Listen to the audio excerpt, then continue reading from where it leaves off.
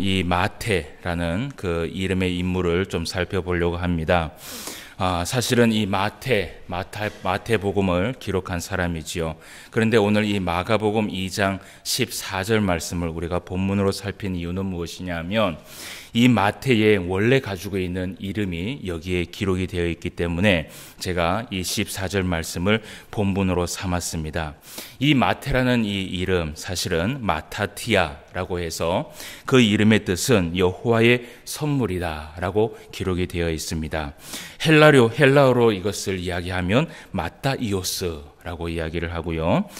마태의 본명은 오늘 우리가 마가복음 2장 14절 말씀 그리고 누가복음 5장 27절 말씀에 보면 나옵니다. 오늘 말씀에 보니까 알페오의 아들 누가 얘기해요? 레위가 세간에 앉아 있는 것을 보셨다라고 얘기를 합니다.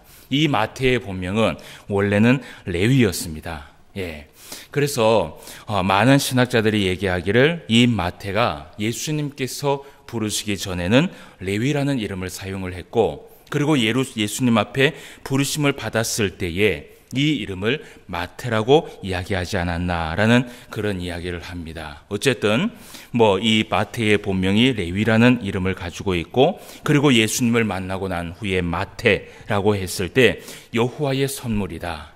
아마 하나님께서 특히 예수님을 통하여서 이 마태에게 큰 선물을 주신 것 같아요. 그것이 어떤 선물인지 우리가 말씀을 좀 살펴보도록 하겠습니다.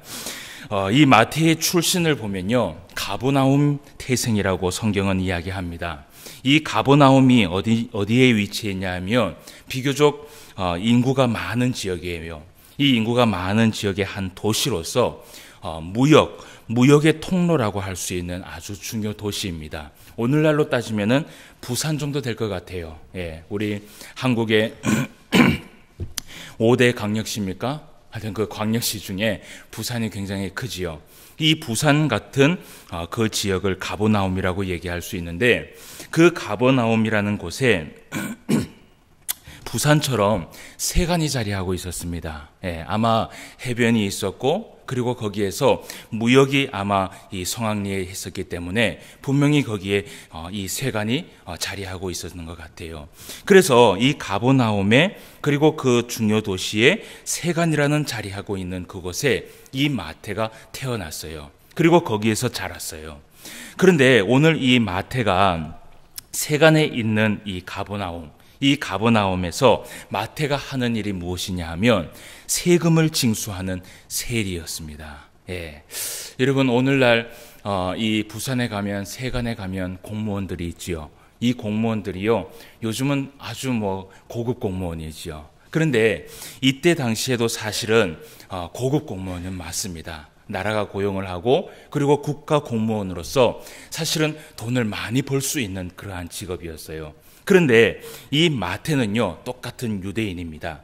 유대인이면서 세리로 있었다라는 것은요 이때 당시에 핍박받을 일이었어요. 여러분 이 세리 마태가 유대인들에게 미움을 받을 수밖에 없었던 이유가 무엇이냐면 첫 번째는 이 세간은요 로마 정부로 소속되어 있는 세간입니다. 그런데 이 로마 정부가 세금을 매길 때요 누구에게 세금을 많이 매기냐 하면 유대인들에게 세금을 많이 매겼어요. 여러분 오늘날도 우리 국민들이 굉장히 민감해하는 것이 뭐예요? 세금이죠. 그죠? 그 세금이 조금만 올라도 우리가 굉장히 부담이 크단 말이에요. 그런데 오늘 이 로마 정부로부터 소속되어 있는 이 세간에 그리고 이 마태는 세리였습니다. 그런데 중요한 것은 뭐냐 하면 이 로마 정부가요 유대인들에게 세금을 부과하는데 어떤 것을 가지고 세금을 부과하느냐 하면 이때 당시 유대인들이 가지고 있는 생업 가운데에 버릴 수 없는 것이 있었어요. 그것이 무엇이냐면 우물이나 그리고 토지나 가축 등 이런 것들은 이 유대인들이 버릴 수 없었던 것입니다. 왜냐하면 대대로부터 내려오는 것들이에요. 그래서 이것을 포기할 수 없는 것들이 바로 유대인들이에요. 그런데 이 로마 정부가 이것을 이들의 약점을 든 것이죠. 그래서 이들에게 세금을 부여하는데 우물을 가진 자나 그리고 토지를 가진 자나 그리고 가축을 가진 자들에게 특별히 많은 세금을 부여를 했습니다. 그러니 유대인들은 이 우물이나 토지나 가축, 이 대대로부터 내려오는 이것을 버릴 수는 없고, 그렇다고 로마 정부가 세금을 징수하는데 그 세금을 또 내지 않을 수 없는 그런 상황 속에서 이 유대인들이 제일 싫어했던 사람이 바로 누구냐 하면 세리였어요. 예. 그런 가운데 여러분, 세리도 그냥 세리가 아닙니다. 마태는 유대인의 세리입니다. 그러니까 유대인들이 이 마태 유대인의 세리를 봤을 때는요, 완전히 반역자예요. 예. 그래서 이 세리 마태뿐만 아니라 이 당시에 있는 모든 세리들은요, 유대인들에게 굉장히 미움의 대상이 될 수밖에 없었던 것이죠. 자, 이 당시 세리는요, 유대 사회에서, 그러니까 유대인에 있는 그 가운데에서는 재판관이 될 수도 없고, 그리고 재판이 이루어지는 그 재판의 증인도 될 수 없었어요. 그러니까 유대인 속에서는 속할 수가 없는 사람들이죠. 하물며 항상 반역자로 불러졌던 사람들이기 때문에 여러분, 율법에서 이야기하는, 하나님께서 얘기하는 공의와 정의, 이것에 정반대되는 사람이 바로 이 세리들입니다. 사실은 이 세리들이 정확하게 그 세금을 거두면 다행이지만 로마 정부가 사실은요, 그 세리들로 하여금 더 많은 세금을 거두려고 애를 많이 썼습니다. 그러다 보니까 세리로서는 어떻게 해요? 또 그 뒤에 세금을 더 많이 징수해야 됐어요. 그래서 많은 유대인들이 이 세리들을 얘기하기를 뭐라고 얘기하냐 하면 비리자들, 뇌물을 받는 자들, 이런 사람으로 찍힐 수밖에 없었던 것이에요. 하물며 이런 사람이, 이런 마태가, 이런 유대인이 세리였다라고 생각을 했을 때 여러분, 이 유대인들은요, 절대 이 마태는 율법으로서 하나님 앞에 복을 받을 수 있는 사람이 아니라는 것을 그들이 완전히 선을 그었던 것이에요. 그런데다가 여러분, 이 세리들은요, 특별히 이 유대인들 세리들은 이 유대인들이 모여서 회당에서 예배를 드리는 그 예배에도 참석지 못했습니다. 그곳에 참석을 하면요, 거의 매맞아 죽든지 돌을 맞든지 그 회당 자체를 들어가지를 못했어요. 여러분, 유대인들은요, 이 세리들을 봤을 때 식사를 함께 하지도 않았고, 하물며 지나가다가 눈빛을 교환을 해도요, 그것을 굉장히 부정적으로 생각했던 사람들이 바로 유대인들이에요. 그런데 여러분, 한번 생각해 보십시오. 이런 마태를 누가 불렀느냐? 예수님께서 불렀는 것이에요. 예수님께서 이 마태를 제자로 삼으신 것이에요. 예수님께서 이 마태를 불러서 나를 따르라고 얘기한 것이에요. 그 나를 따르라 하고 있었던 그곳에는 누가 있었냐 하면 유대인들의 제자들도 있었습니다. 여러분, 이 다른 제자들도요, 사실은요, 납득할 수 없는 그러한 일들이죠. 하물며 율법주의자들, 이 바리새인들이나 이 율법주의자들은요, 이것을 절대로 받아들일 수 없는 하나의 사건이었던 것이에요. 여러분, 이런 마태를 예수님께서 부르실 때 여러분, 그 사건을 우리가 말씀을 한번 좀 찾아보도록 하겠습니다. 그 앞쪽에 보면 마태복음이 나와요. 앞쪽에 보면 마태복음 9장 9절에서 13절까지의 말씀에 보는데, 이런 마태를 예수님께서 부르시는 장면이 나오게 됩니다. 그때에 여러분, 어떤 일들이 일어나는지 우리가 말씀을 좀 보고 나누도록 하겠습니다. 마태복음 9장 9절에서 13절까지 말씀이에요. 찾으신 줄 알고 제가 봉독해 드리겠습니다. 예수께서 그곳을 떠나 지나가시다가 마테라 하는 사람이 세간에 앉아 있는 것을 보시고 이르시되 나를 따르라 하시니 일어나 따르니라. 예수께서 마태의 집에서 앉아 음식을 잡수실 때에 많은 세리와 죄인들이 와서 예수와 그의 제자들과 함께 앉았더니 바리새인들이 보고 그의 제자들에게 이르되 어찌하여 너희 선생은 세리와 죄인들과 함께 잡수시느냐. 예수께서 들으시고 이르시되 건강한 자에게는 의사가 쓸데없고 병든 자에게야 쓸데있느니라. 너희는 가서 내가 긍휼을 원하고 제사를 원하지 아니하노라 하신 뜻이 무엇인지 배우라. 나는 의인을 부르러 온 것이 아니요 죄인을 부르러 왔노라 하시니라. 아멘. 예. 오늘 이 말씀에 보면 예수님께서 마태를 부르시는 장면이 나오는 것을 보게 됩니다. 이 세리 마태를 부르실 때에 예수님께서 이 마태를 불렀을 뿐만 아니라 오늘 말씀에 보면요, 마치 예수님께서는요, 이 바리새인들이나 율법주의자들이 보란듯이 그 마태의 집에 함께 가서 무엇을 했어요? 식사를 했어요. 여러분, 이것은요, 이 유대인들에게는요, 있을 수 없는 일입니다. 어떻게 어떻게 이 반역자의 세리의 집에 가서 식사를 할 수 있느냐라고 오늘 성경에 나오지요. 예. 이런 사건들이 오늘 있었어요. 이때 예수님께서 이 모습이 여러분 누구에게 기감이 되었느냐? 바리새인들과 유대인들에게는 있을 수 없는 일이었어요. 그런데 이 모습을 보고 예수님에게 달려온 사람들이 있었습니다. 누구냐 하면 오늘 10절 말씀에 보면 이런 얘기를 해요. 예수께서 마태의 집에서 앉아 음식을 잡수실 때에 누가 왔어요? 많은 세리와 죄인들이 와서 예수님 앞에 앉았더라 라고 얘기를 해요. 여러분, 여기에 나오는 이 세리와 죄인들이 누구냐 하면 바로 세상 사람들이 손가락질하는 사람들이에요. 세상 사람들에게 버림을 받았고, 세상 사람들에게 미움을 받고, 그리고 사람들에게 무시를 당하고, 그리고 사람들이 함께 하지 않으려고 하는 사람들이 그들이 소식을 들은 것이에요. 무엇을 들었느냐? 야, 예수께서 세리마태를 불렀대. 그리고 그 세리마태의 집에 가서 밥을 먹고 있대. 여러분, 이들에게서는요, 그것이 충격이었어요. 모든 사람이 아니다라고 얘기하고 모든 사람이 같이 밥도 먹지 않는 이런 사람들이 그 이야기를 들었을 때요, 이들이요, 그 예수님이 누군지 보고 싶었던 것이에요. 여러분, 예수님은 때로는 전도를 하실 때요, 이런 전도를 하셨습니다.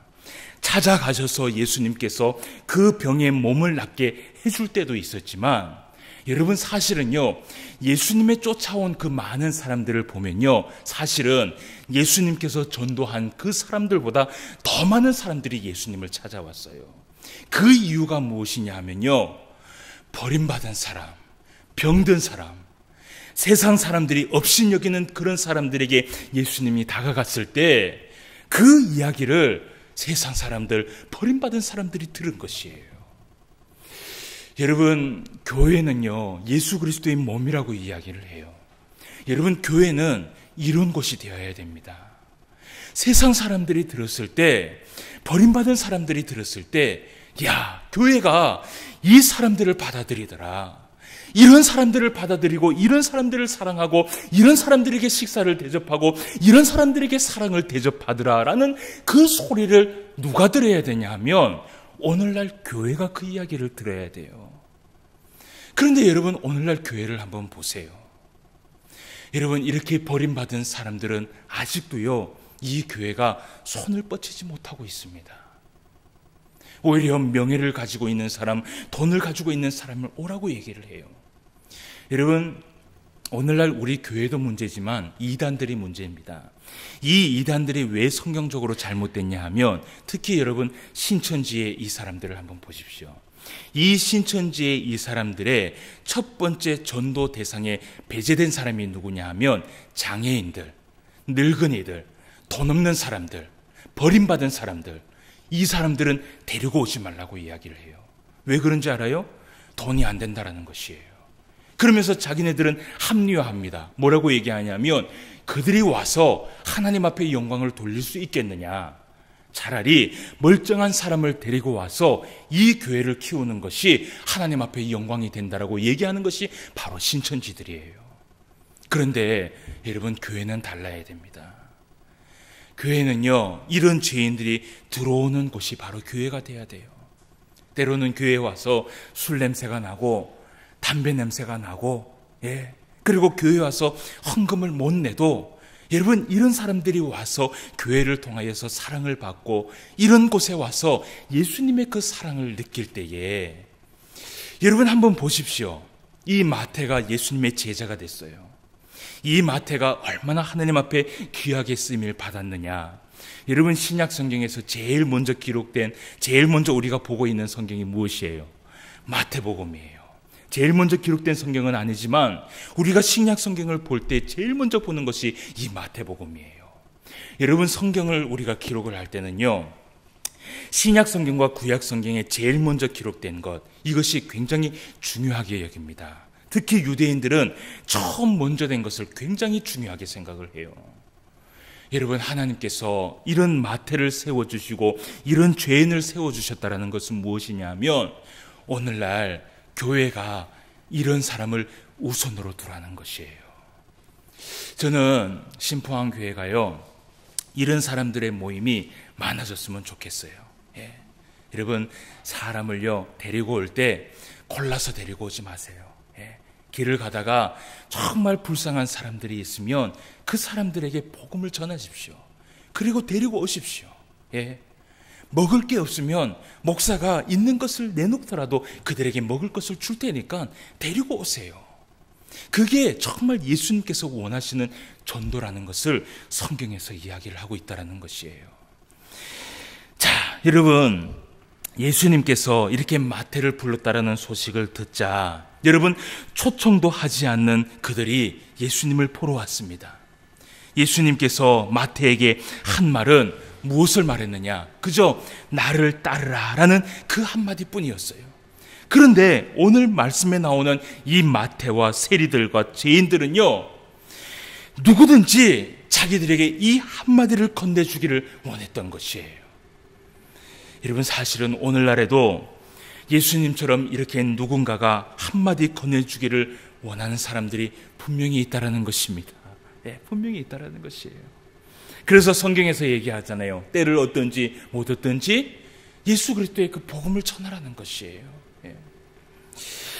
자, 그래서 오늘 예수님께서 가르침을 하나 하는데 이 당시 이 바리새인들뿐만 아니라 사실은 오늘날 우리들에게도 적용이 되는 말씀입니다. 오늘 13절 말씀을 함께 봅시다. 예수님께서 마태를 부르면서 예수님께서 또 이 바리새인들에게 한 이야기가 있어요. 우리가 13절 말씀을 한번 보도록 합시다. 너희는 가서 내가 긍휼을 원하고 제사를 원하지 아니하노라 하신 뜻이 무엇인지 배우라 라고 얘기를 해요. 여러분 내가 긍휼을 원하고 제사를 원하지 아니하노라 하신 이 뜻이 무엇인지 배우고 오라는 것이에요. 이 말은 뭐냐면요, 호세아 6장 6절의 말씀을 인용한 것입니다. 이 호세아 6장의 말씀에 가면 호세아가 이스라엘 백성들에게 질책을 하면서 이 말씀을 하는 것을 나오게 됩니다. 그런데 이 말씀을 왜 했느냐, 그 핵심의 내용이 중요합니다. 이스라엘 백성들이 하나님을 몰라도 너무 모른다는 것이에요. 그래서 호세아 6장 7절 말씀에 보면 이들에게 얘기하기를 그 이스라엘 백성들은 아담처럼 언약을 어기고 나를 반역했다라고 얘기를 해요. 이 말이 무엇이냐 하면요, 아담과 같이 하나님의 용서를 구하면서도 거짓말을 하고 있는 백성들, 아담과 같이 언약을 어겼으면서도 내가 죄인이라고 말하지 못하고 남의 탓으로 돌리고 있는 이 사람들에 대해서 이 호세아가 질책을 하고 있는 것이에요. 여러분 이것을 해석하면 무슨 말인지 아십니까?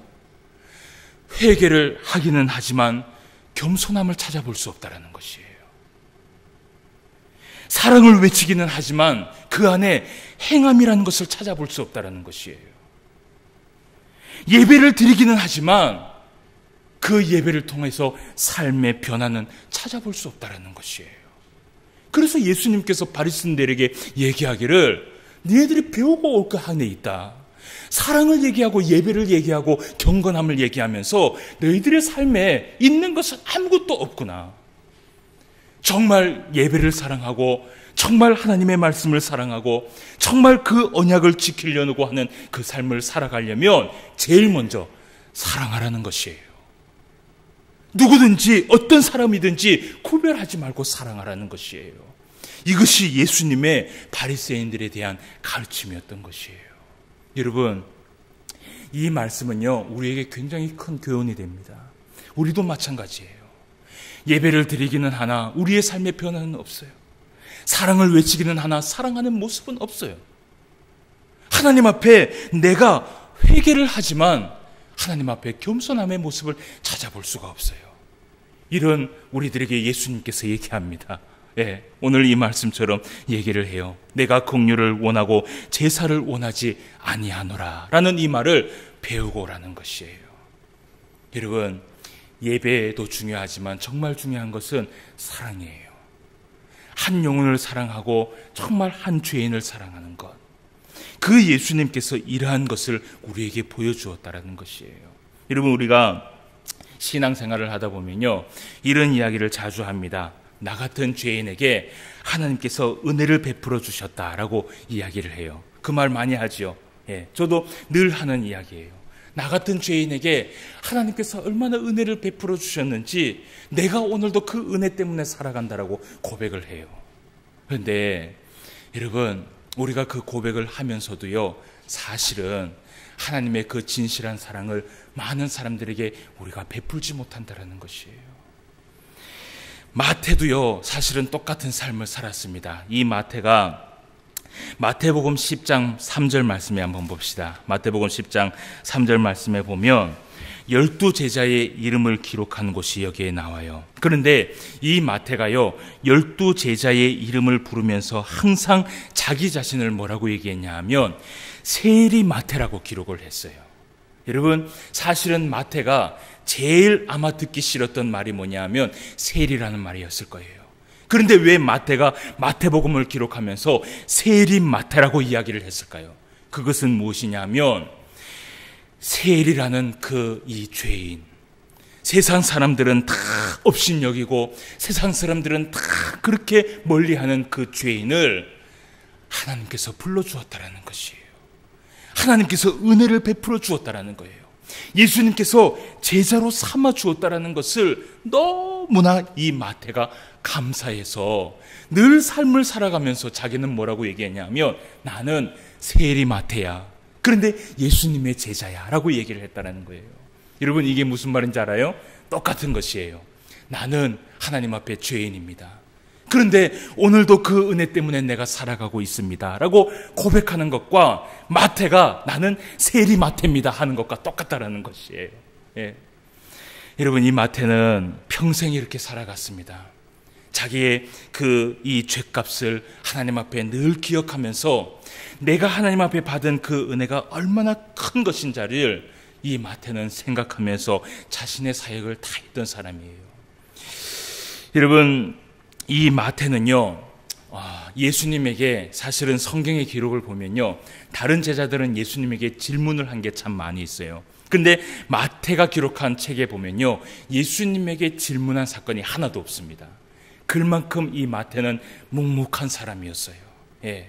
자기 자신을 드러내지 않고 항상 겸손하며 예수님께서 하시는 그 말씀만 받아 적으면서 그 말씀대로 살아가려고 노력했던 사람이 바로 마태라는 것을 우리가 마태복음을 통해서 알 수 있다는 것입니다. 여러분, 이 마태가 선교를 하면서 예수님이 하늘에 올라가시고 나서 이 마태가 자신의 사역을 할 때에 주로 어디에서 사역을 했느냐, 그 마태의 선교의 행적을 찾아보면요, 주로 어디냐 하면 갈릴리에 있는 주변, 아주 시골 마을, 그리고 이 안디옥 가운데에서도 아주 작은 마을, 그곳에 찾아다니면서 이 마태가 예수 그리스도의 복음을 전했다라고 많은 학자들이 이야기를 하고 있습니다. 여러분, 마태가 왜 그랬을까요? 나 같은 죄인도 하나님께서 구원해 주셨다. 나 같은 죄인도 예수 그리스도를 만남으로 인하여서 내가 정말 하나님의 사람이 될 수 있었다라는 것을 많은 그 아주 작은 곳에 가서 그들의 작은 곳에서 예수 그리스도의 복음을 전하면서 죄인들이 정말 예수님 앞에 돌아오기를 이 마태는 간절히 원했다라는 것입니다. 사랑하는 성도 여러분, 우리의 이 복음은 오늘 예수님께서 우리에게 얘기합니다. 의인을 부르라고 주신 복음이 아니라고 얘기합니다.